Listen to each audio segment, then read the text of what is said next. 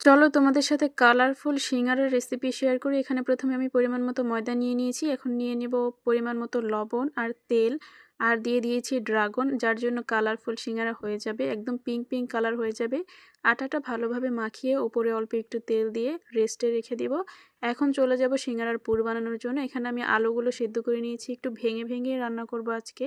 পেঁয়াজ মরিচ ভেজে নিয়ে দিয়ে দিলাম অল্প পরিমাণ জিরা, ম্যাগি মশলা, পরিমাণ মতো লবণ আর অল্প পরিমাণ হলুদ দিয়ে, মরিচের গুঁড়া দিয়ে কিছুক্ষণ নাড়াচাড়া করে ওই যে কেটে রাখা আলুটা এটার মধ্যে এখন দিয়ে দিব। অল্প পরিমাণ পানি দিয়ে দিয়েছি রান্না করার জন্য। সেই সেদ্ধ করা আলুটা এখন দিয়ে কিছুক্ষণ নাড়াচাড়া করে উপর থেকে পাঁচফোড়নের গুঁড়ো দিয়ে রান্না করে নিলেই কিন্তু একদম রেডি হয়ে যাবে সিঙ্গারার পুরটা। আর এটা এত বেশি টেস্টি হয়েছিল, এই সিঙ্গারার পুরটা আলুটা ভেঙে ভেঙে রান্না করাতে বেশি টেস্টি হয়েছে।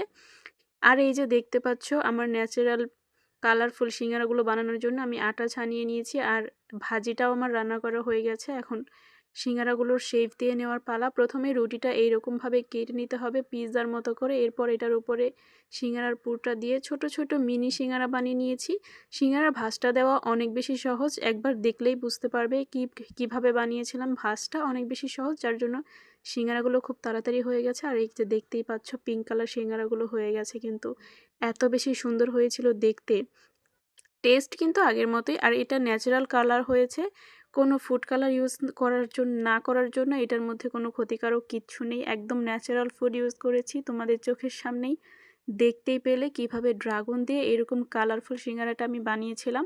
বাচ্চাদেরকে এইভাবে দিলে ওরা অনেক বেশি খুশি হবে, কি বলো? আর বড়রাও অনেক বেশি অবাক হয়ে যাবে এটা দেখে যে কিভাবে এটা বানানো গেল।